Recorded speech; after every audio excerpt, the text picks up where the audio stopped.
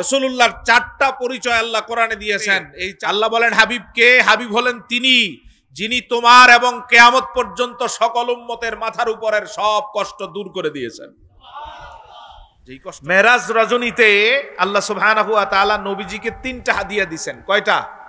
আরো জোরে বলেন। এক নাম্বার হাদিয়া রাসূলুল্লাহকে আল্লাহ দিলেন, হাবিব আপনার উম্মতের জন্য আমি আপনাকে 5 ওয়াক্ত নামাজ দিচ্ছি সর্বশেষ। কমাতে কমাতে কত ওয়াক্তে আনলেন? ওযু ঠিক মতো করে কলবটাকে আল্লাহর দিকে রুজু করে কেউ যদি 2 রাকাত নামাজ পড়ে, রাসূলুল্লাহ বলেন 2 রাকাতের কারণে তার গোটা জিন্দেগীর গুনাহ মাফ। আমার ভাইয়ের অবস্থাটা এখন এমন হয়ে গেল, মুসনাদ আহমদের বর্ণনা, যেটা বুখারী মুসলিমের শর্তে সহিহ বর্ণনা, 3 জায়গায় ইমাম আহমদ বিন হাম্বল হাদিসটা বর্ণনা করেছেন। রাসূল বলেন এখন আমি তাকিয়ে আছি আল্লাহর দিকে, আল্লাহ তাকিয়ে আছেন আমার দিকে। হাসরের চিত্রটা এমন, সব উম্মত তাকানো নিচের দিকে, সব নবী তাকিয়ে আছে নিচের দিকে, আমি তাকিয়ে আছি আল্লাহর দিকে, আল্লাহ তাকিয়ে আছেন আমার দিকে।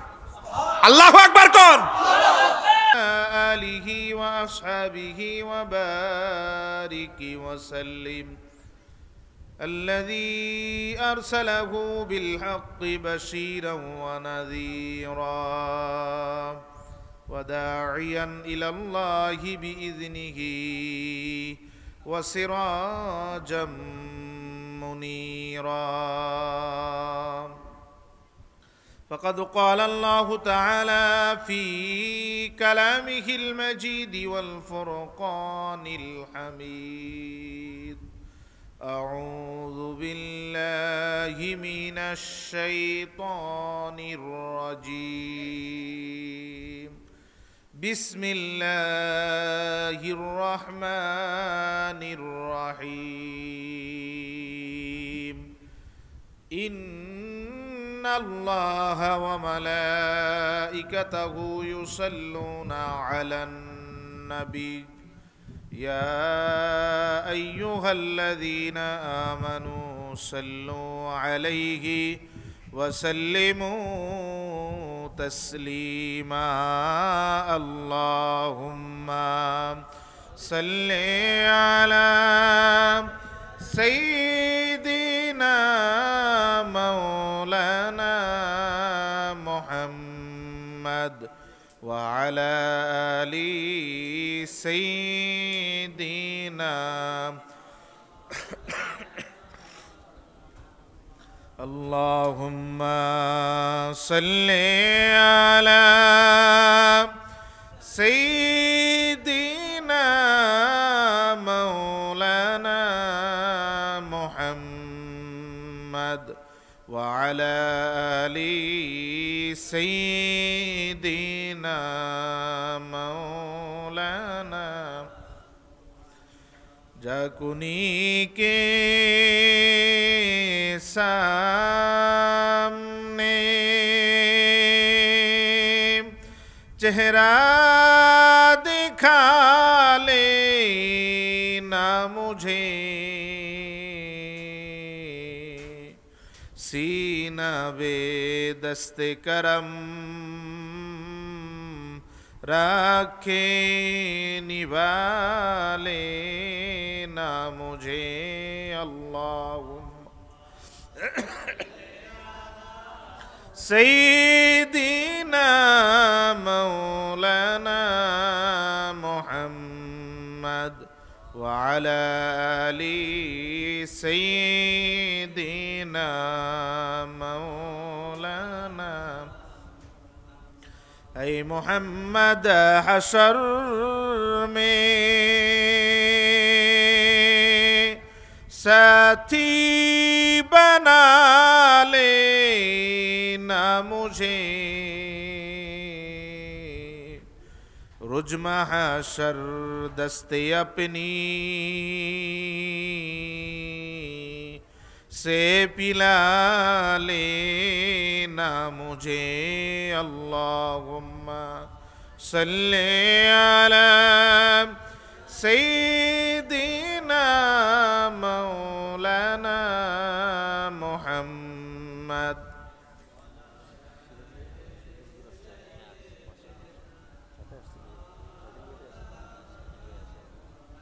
بلغ العلا بكماله كشف الدجى بجماله حسنت جميع خصاله صلوا عليه بلغ العلا بكماله كشف الدجى بجماله حسنت جميع خصاله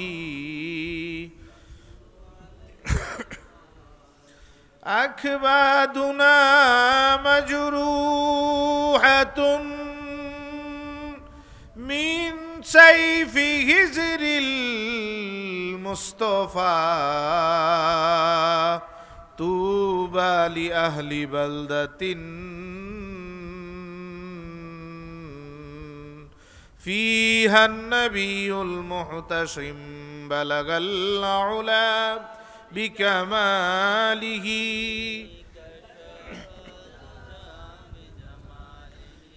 حسنت جميع خصاله صلوا عليه বলি আলহামদুলিল্লাহ। আওয়াজ দিয়ে আবার বলেন আলহামদুলিল্লাহ। আরো উচ্চকিত আওয়াজে তৃতীয়বার গুনাহ মাফের জন্য বলি আলহামদুলিল্লাহ। মুসনাদ আহমদের হাদিসে নবীজি বলেছেন, ইমানদার প্রথমবার আলহামদুলিল্লাহ বললে ওই আলহামদুলিল্লাহ দিয়ে আল্লাহ নিয়ামতের শুকরিয়া আদায় করান। দ্বিতীয়বার বললে আল্লাহ তার নামে আসমান থেকে নতুন নিয়ামত নাজিল করেন। তৃতীয়বার বললে খুশি হয়ে এক আলহামদুলিল্লাহ দিয়ে ওই দিনের গুনাহ মাফ করে দেন। জোরে বলেন আলহামদুলিল্লাহ। পীরে মোকাম্মাল শাইখুল মাশায়েখ মাহবুবে সুবহানি কুতুবে রাব্বানি শামসুল আউলিয়া সিরাজুল আতকিয়া মুহিউস সুন্নাহ শাহ সুফি আলহাজ হযরত মাওলানা মুসলিহুদ্দিন রহমতুল্লাহি আলাই এবং পীরে তরিকত রাহনুমায়ে শরীয়ত শাহ সুফি আলহাজ হযরত মাওলানা মুহাম্মদ বিন মুসলিহুদ্দিন রহমতুল্লাহি আলাই পীর সাহেব দয়ের ইন্তেকাল বার্ষিকী উপলক্ষে আয়োজিত আজকের এই আজিম উশান বরকতধন্য ইসালে সওয়াব মাহফিলের সম্মানিত সদরে মজলিস, এই দরবারের সম্মানিত রাহবার মাওলানা শাহ আব্দুল করিম বিন মোহাম্মদ মুদ্দাজিল্লাহুল আলিয়া, আল্লাহ সুবহানাহু ওয়া তাআলা হুজুরের হায়াতে বরকত দান করুক, বলেন আমিন। ইতিমধ্যে তাশরিফ এনেছেন আহলুস সুন্নাত ওয়াল জামাতের সহি তরিকা এবং আকীদা ধারণকারী লালনকারী যে দরবার, সেই দরবার সমূহের মধ্যে অন্যতম এক দরবার সিরাজিয়া দরবার শরীফের সম্মানিত রাহবার মুহিব্বুল ইসলাম চৌধুরী, আলহাজ মুহিব্বুল ইসলাম চৌধুরী বারাকাল্লাহু ফি উমরিহি, আল্লাহ হুজুরের হায়াত ও বরকত দিক, বলেন আমিন। আরো জোরে বলেন আমিন। আমিন বললে মনে হয় একটু ক্ষতি হচ্ছে, আমাদের ক্ষতি হচ্ছে। সহিহ বুখারীর বর্ণনা, নবীজি বলেন, মান ওয়াফাকা কওলুহু কওলাল মালাইকা গুফিরা লাহু মা তাকাদ্দামা মিন যামবি। আসমানে একদল ফেরেশতা আল্লাহ রেখে দিয়েছেন শুধু আমিন বলার জন্য। রাসূলুল্লাহ বলেন, আমার উম্মত জমিনে যখন আমিন বলে, উম্মতের আমিন যদি আসমানের ফেরেশতার আমিনের সাথে মিলে যায়, আল্লাহ তার পিছনের সব গুনাহ মাফ করে দিবেন। মা তাকাদ্দামা মিন যামবি, পিছনের সব সগীরা গুনাহ আমার আমিন আর ফেরেশতার আমিন মিলে গেলে আল্লাহ মাফ করবেন। জোরে বলেন আল্লাহুম্মা আমিন। আশেপাশে যে সমস্ত ভাইয়েরা ঘোরাফেরা করছেন, হুজুরের নির্দেশ হচ্ছে এই সময় আলোচনা করা এবং আলোচনা শোনা। তো দরবারের ফয়ুজাত এবং তাওয়াজ্জু হাসিল করার জন্য আমরা যারা কষ্ট করে এই দরবারের এই বরকতময় ইসালে সওয়াব মাহফিলে হাজিরা দিয়েছি, আমাদের প্রত্যেকটা মুহূর্ত যাতে হুজুরের নির্দেশ এবং আদবের মধ্যে কাটাতে পারি, সেজন্য আল্লাহ আমাদের সকলকে তৌফিক ভিক্ষা দান করুক, বলেন আমিন।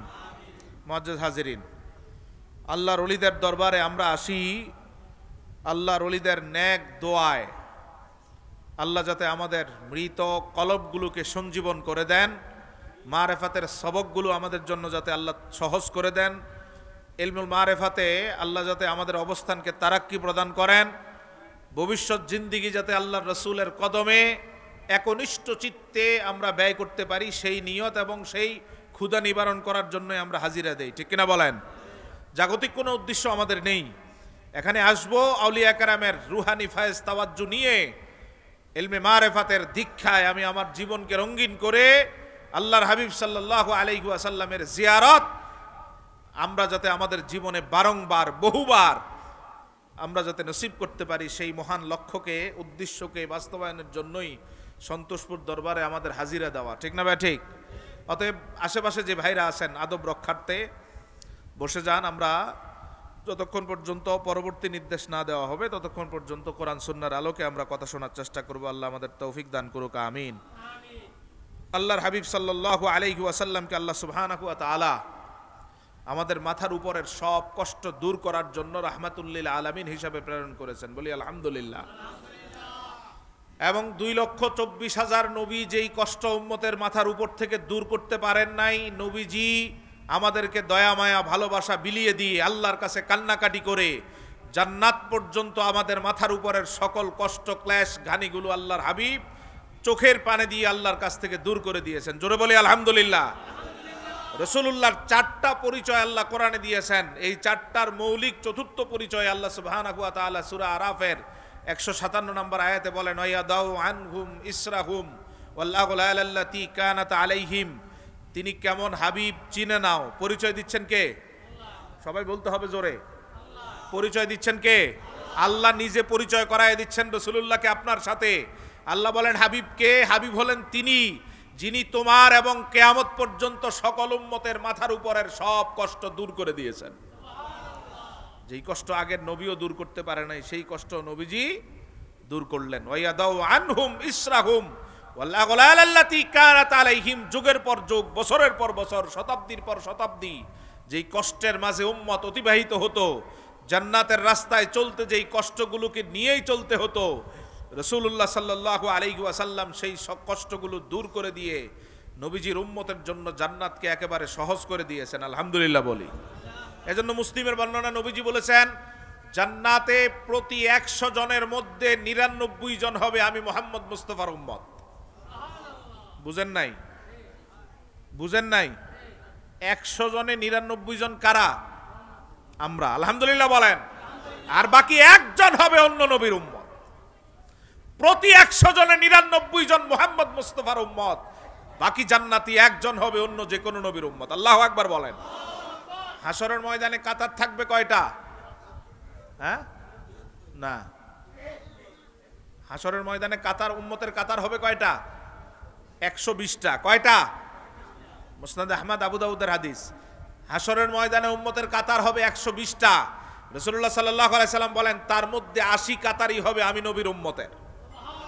বাকি 40 কাতার হবে বাকি যত 2,23,999 জন নবী, অথবা 1,23,999 জন নবী, যত নবী আল্লাহ পাঠিয়েছেন সকল নবীর উম্মতের কাতার হবে 40টা। আর রাসূলুল্লাহর উম্মতকে যেহেতু আল্লাহ সহজে নাজাত দিবেন নবীর উসিলায়, কষ্ট দূর যেহেতু নবীজি করে দিয়েছেন, এজন্য নবীজির একার উম্মত হবে 80 কাতার। সুবহানাল্লাহ বলেন। সব জায়গাতে আমাদের প্রাধান্য আছে না নাই? কিভাবে রাসূলুল্লাহ কষ্ট দূর করলেন সেই চিত্রটা আমরা তুলে ধরবো, যাতে বুঝতে সহজ হয় যে উম্মত হিসাবে আমাদের করণীয় কি আর আমরা করছি কি। এই শেষ জামানার ফিতনার সময়ে চতুর্দিক থেকে যখন রাসূলুল্লাহর ভালোবাসাকে মুছে দেওয়ার জন্য একদল ইসরায়েলি এবং রয়ের এজেন্টরা দাঁড়িয়ে আছে আমাদের চতুর্পাশে, ঠিক কিনা বলেন? সেই সময়ে দরবারের সালিকিন এবং মুরিদরা কতটুক শানিত ঈমান রেখে তাদের মোকাবেলা করতে হবে সেই বিষয়ে আলোকপাত করার তৌফিক আল্লাহ আমাদের দান করুক, আমিন। রাসূলুল্লাহ সাল্লাল্লাহু আলাইহি ওয়াসাল্লাম মুসলিমের হাদিসে বলেছেন, শেষ জামানায়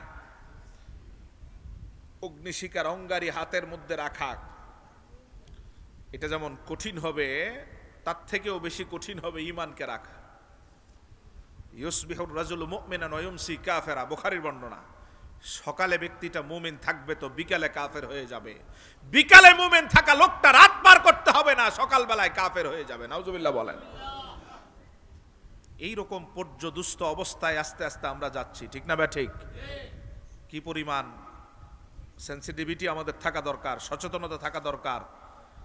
দরবারের ভক্ত মুরিদদেরকে কি পরিমাণ স্পিরিট নিয়ে সামনে অগ্রসর হওয়া দরকার, সেই বিষয়গুলো যাতে আল্লাহ সুবহানাহু ওয়া তাআলা প্রত্যেকটা দরবারের সালেকদেরকে, মুরিদদেরকে আপন আপন দায়িত্ব বুঝে সকলকে এক কাতারে উঠে সব দরবারের মধ্যে আন্তঃসম্পর্কীয় ঐক্য তৈরি হয়ে যাতে বাংলাদেশের প্রথম সারিতে দরবারের মুরিদরা রাজশক্তি হিসাবে এই দেশের ইসলামিক শক্তিকে দরবারের শক্তিতে রূপান্তরিত করতে পারে, সেই তৌফিক আল্লাহ আমাদের সকলকে দান করুক, আমিন।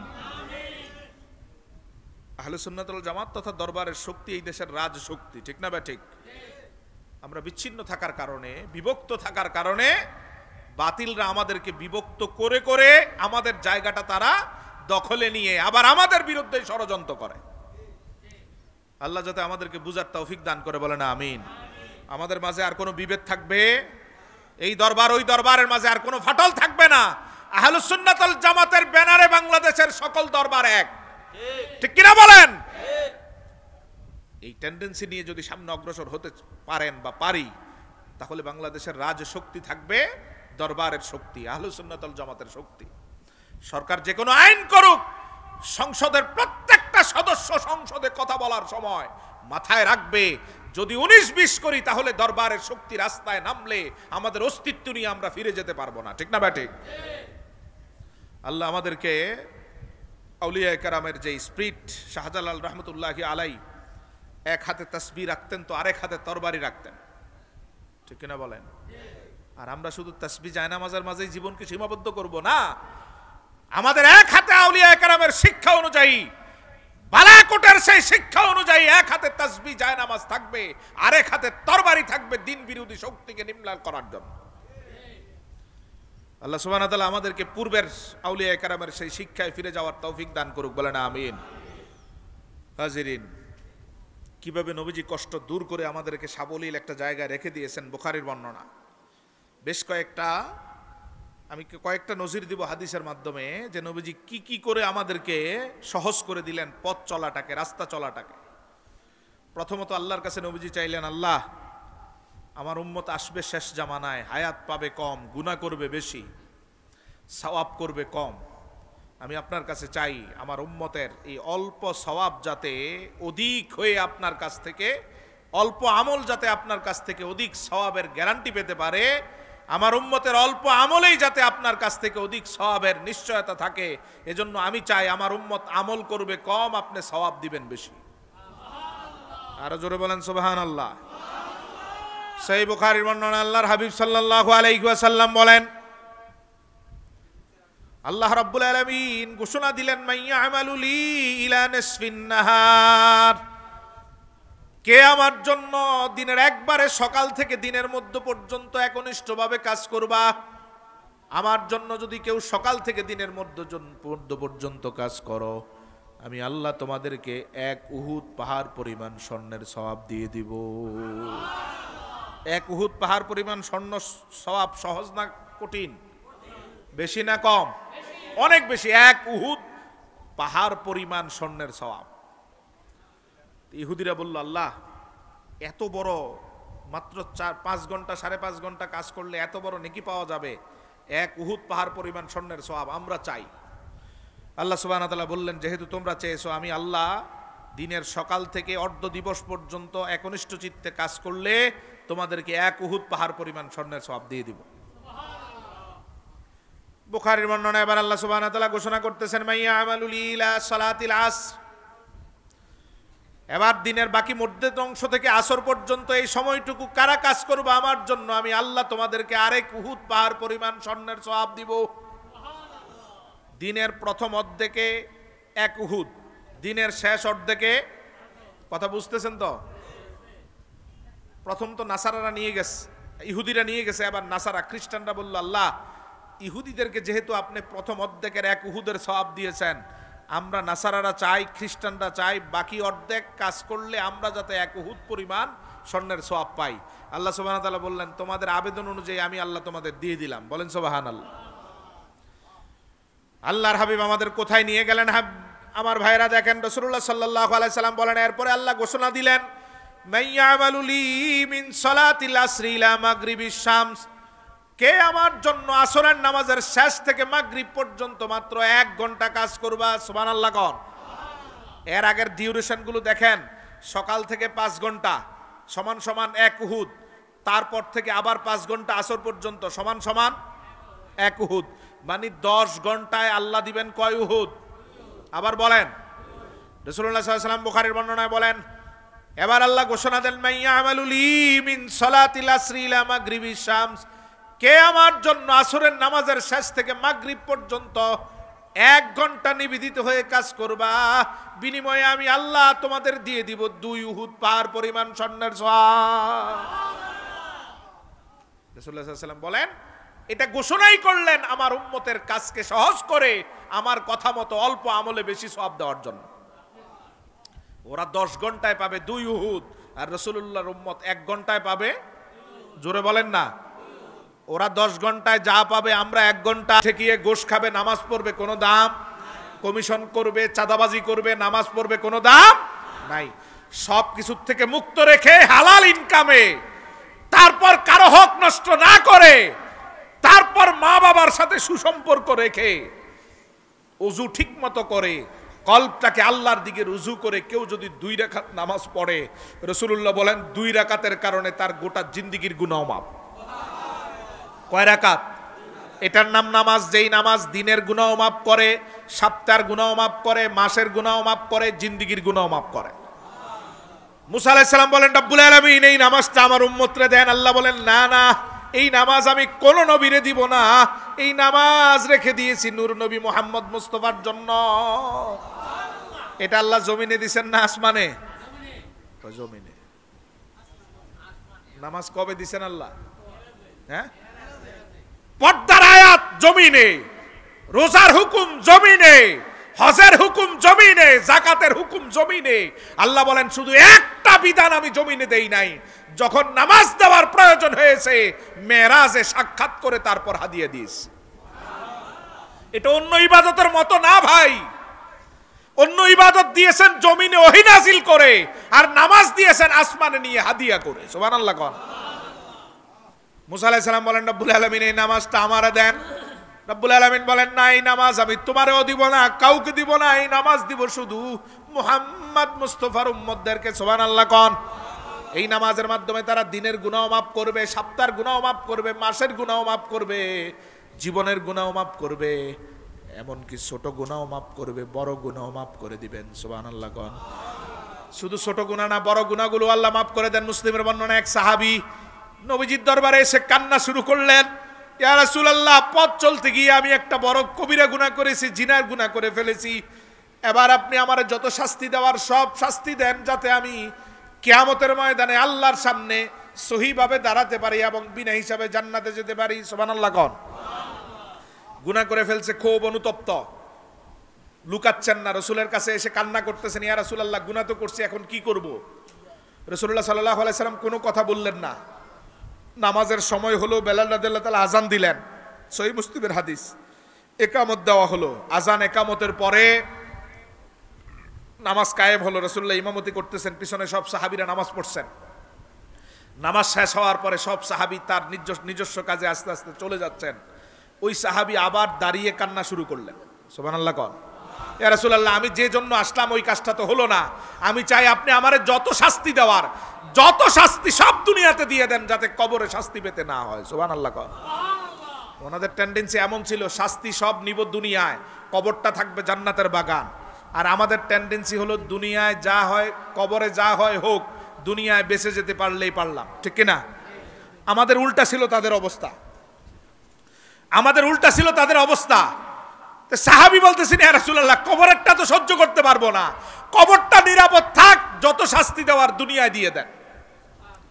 রাসূলুল্লাহ একটু তার দিকে তাকিয়ে বললেন, আতুসাল্লি মা'ানা, তুমি কি আমার সাথে একটু আগে নামাজ পড়ো নাই? সাহাবী বললেন, ইয়া রাসূলুল্লাহ, আপনার সাথেই তো পড়লাম। মুস্কি হেসে নূর নবীজি বলেন, একটু আগের নামাজই তোমার গুনাহ মাফ করায় দিস।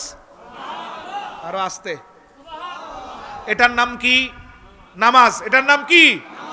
কবিরা গুনাহ নিয়ে আসছেন, নবীজি বলছেন আমার সাথে নামাজ পড়।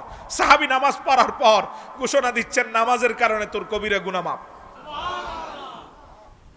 কয়েকজন সাহাবী দাঁড়িয়ে গেলেন, ইয়া রাসূলুল্লাহ, এত সুন্দর এবং সুবিশাল ঘোষণাটা কি শুধু আজকের জন্যই খাস, আর এই ব্যক্তির জন্যই নির্দিষ্ট কিনা? নবীজি বলেন, না না না, শুধু তোমাদের জন্য অথবা ব্যক্তির জন্য নয়, কিয়ামত পর্যন্ত আমার যত উম্মত গুনার পরে নামাজ পড়বে, একনিষ্ঠ চিত্ত নামাজের কারণে তার পিছনের গুনাহ মাফ হয়ে যাবে। এটার নাম কি? জোরে বলেন। আমাদের মাঝে এর কোনো গুরুত্ব? আজান দেয়, জামাত চলে, অবাগা পাশে দোকানে বসে বসে আড্ডা দেয়, ঠিক না? ঠিক। তেলাওয়াতের আওয়াজ তার কানে আসতেছে, তারপরেও কলিজায় একটু কম্পন হয় না। রাস্তায় হেঁটে যাচ্ছে, জামাতের দৃশ্য দেখার পরেও তার এই চিন্তা আসে না যে সব রেখে দিয়ে এখন জামাতে শরীক হওয়া দরকার, ঠিক না? ঠিক। এটা অনেক বড় একটা অস্ত্র আপনাকে রাসূলুল্লাহ দিয়েছেন, কোন নবীকে আল্লাহ দেন নাই। নবীকে কেন দিলেন? যাতে আমার আপনার কষ্ট দূর করে সহজেই আল্লাহ আমাদেরকে জান্নাতে নিতে পারেন। আমার ভাইরা, আবার দেখেন কবর, হাসর, ফুলসিরাত, মিজানে নবীজি কেমন ভাবে কষ্ট দূর করবেন, অনেক আলোচনা, আর বলার সময় নাই। হাসরের ময়দানে নূর নবী সাল্লাল্লাহু আলাইহি ওয়াসাল্লাম উম্মতের মাথার উপরে একটা কষ্ট রাখবেন না, সুবহানাল্লাহ কোন। পাঁচটা হাদিসের দিকে খেয়াল করেন। প্রথম বর্ণনা মাজমাউজ জাওয়ায়েদ, ইমাম হাইসামি বর্ণনা করেন, কিয়ামতের ময়দানে রব্বুল আলামিন 2,24,000 নবীর জন্য 2,24,000 নূরের চেয়ার রাখবেন, সুবহানাল্লাহ বলেন। কিসের চেয়ার? কিসের চেয়ার?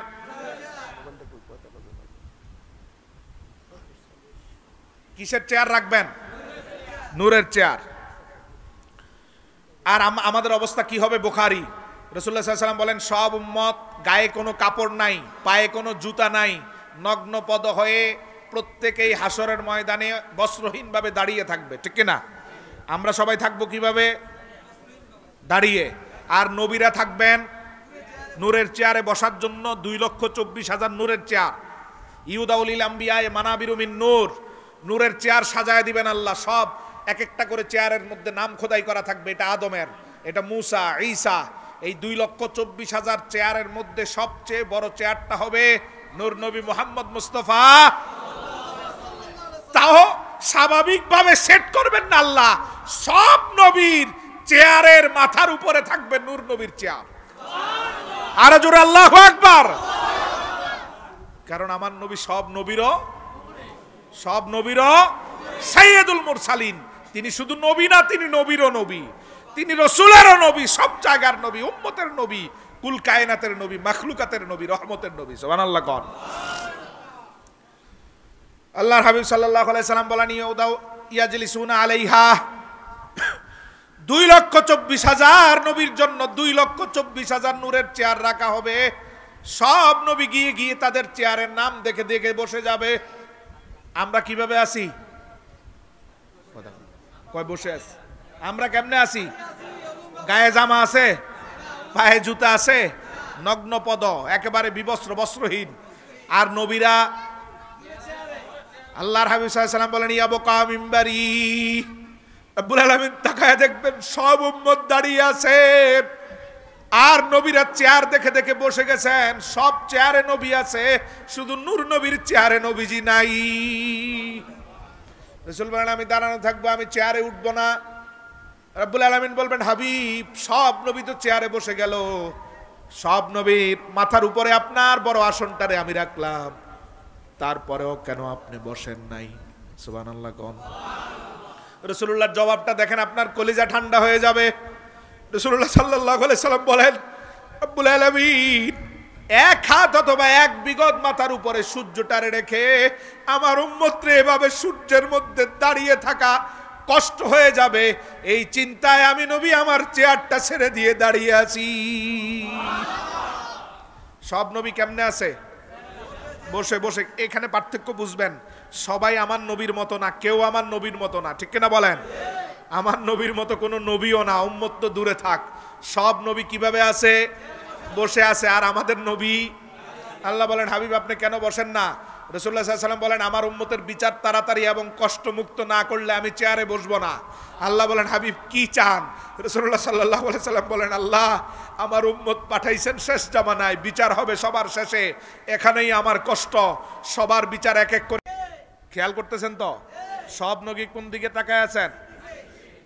ঈসা আলাইহিস সালামের কাছে যাবে উম্মত, একটু আল্লাহরে বলেন না, আপনি তো রূহুল্লাহ। ঈসা আলাইহিস সালাম বলবেন, এমন রাগ আগেও দেখি নাই, পরেও দেখি নাই, আল্লাহর সাথে কথা বলা যাবে না, নিচের দিকে তাকাবেন। কিয়ামতের ময়দানে যখন সব নবীর নজর থাকবে নিচের দিকে, নবীজি বলেন, আমি একমাত্র মাথাটা তুলে আল্লাহর দিকে তাকাবো। সব নবীর নজর কোন দিকে?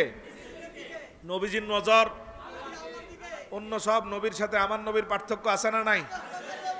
এরপরও গদ্দপ মৌলবীর দল কয় নবী নাকি তার মতো। আরো জোরে কর নাউজুবিল্লাহ। কেউ যদি নবীর নিজের মতো মনে করে তার ঈমান নাই, জোরে বলেন তার ঈমান, সাথে সাথে সে বেঈমান হয়ে যাবে। আরে যেখানে আমার নবী কোন নবীর মতো না, ঠিক কিনা বলেন, কোন নবীও আমার নবীর মতো না, সেখানে কোন উম্মত যদি বলে নবী আমার মতো, তার ঈমান সাথে সাথে শেষ। সব নবী বসে আছেন, আমার নবী পার্থক্য আছে না নাই? সব নবী নিচে তাকায় আছেন, নবীজি কোন দিকে তাকানো? আমার ভাইরা মুসনাদ আহমদের সহিহ হাদিসটা শুনেন, কলিজা ঠান্ডা হবে। রাসূলুল্লাহ বলেন আমি তো আল্লাহর দিকে তাকানোর জন্য উপরের দিকে তাকালাম, উপরের দিকে তাকিয়ে দেখি আল্লাহ অনেক আগ থেকেই আমার দিকে তাকিয়ে আছে।